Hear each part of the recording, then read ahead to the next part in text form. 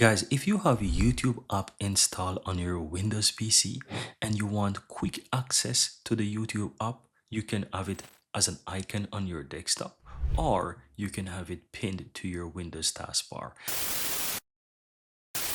As you can see, I have it on my desktop, right? So how do you pin it to your taskbar is by simply opening up that application. And once the application is open up on your computer, all you have to do, guys, is just simply right click on that open icon on your taskbar and click on pin to taskbar.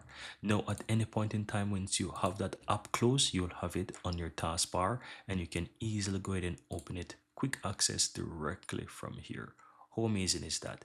And that's it. Here you have it, guys. I really hope you found value within this video. And if you do, don't forget to take a moment to give this video a like and hit that subscribe button so that you'll never miss out when I release future videos just like this one. Thank you guys for watching and see you next time.